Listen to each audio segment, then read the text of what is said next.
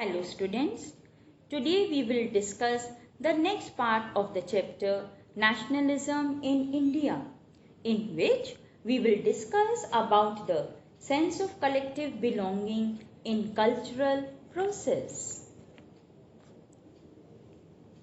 When we talk about the nationalist movements, it spread when people belonging to different regions and communities began to develop a sense of collective belongingness, which means that they all were one or together. Undoubtedly, this sense of collective belongingness developed by the experience of united struggles like boycott movement, Swadeshi movement, etc. But many cultural processes also contributed to it. Here you can see the image of Lokman Tilak is there, and you can find the way at the border or at the framework the various icons of India monuments were being symbolized.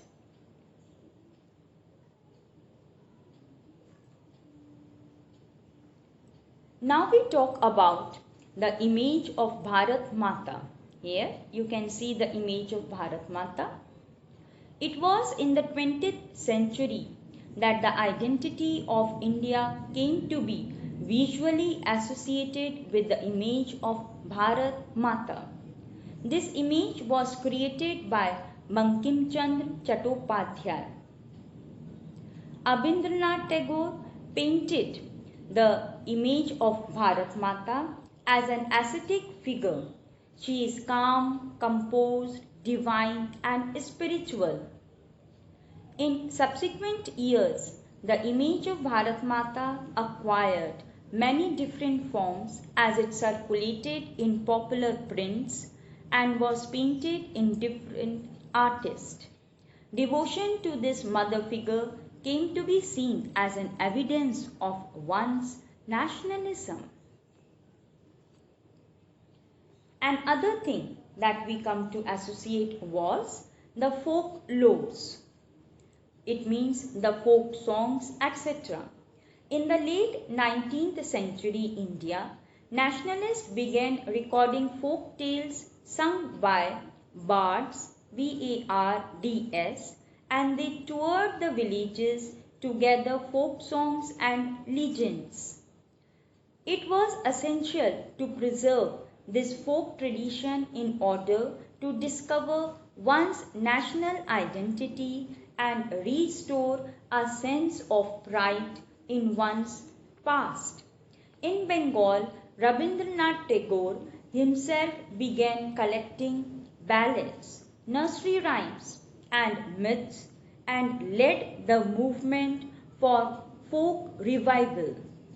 Similarly, in Madras, Natisa Shastri published a massive 4-volume collection of the Tamil folk tales, the folklore of southern India.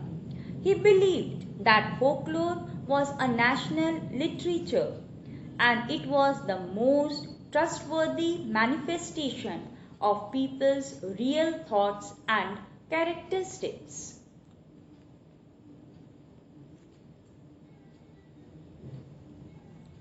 Next came the national flag. During the Swadeshi movement in Bengal, a tricolor red, green and yellow was designed. It has 8 lotuses representing the 8 provinces of British. Here you can see the national flag that was being designed and 8 provinces. It had a crescent moon representing Hindus and the Muslims. By 1921, Gandhiji had designed the Swaraj flag. It was again a tricolor, red, green and white, and having a spinning wheel in the middle of the flag or at the center, representing the Gandhian ideal of self-help. Carrying the flag, holding it aloft during marches became a symbol of defiance. Here you can see the various changes of the flags that has taken place, and now this is the latest flag that we are now being used. It is associated with our country India, and this is the person who is responsible for designing the flag. Next comes the reinterpretation of the past. The British made harsh efforts to undermine the Indian culture and civilization. They saw Indians as backward, primitive, and incapable of governing themselves. They also sowed the seeds of communal hatred and spread that Hindus and Muslims are great enemies. In response, the Indians wrote about the glorious development when art and architecture, science and maths, religion and culture had flourished. These nationalists urged the leaders to take pride in India's great achievements and change the miserable conditions under the British rule. These efforts to unify people were not without problems. When the past being glorified was Hindu, when the images celebrated were drawn from Hindu iconography, means symbols, then people of other communities felt left out. The Congress under the leadership of Mahatma Gandhi tried to channel people's grievances into an organized movement for independence. Thank you all. With this we come to the end of the chapter Nationalism in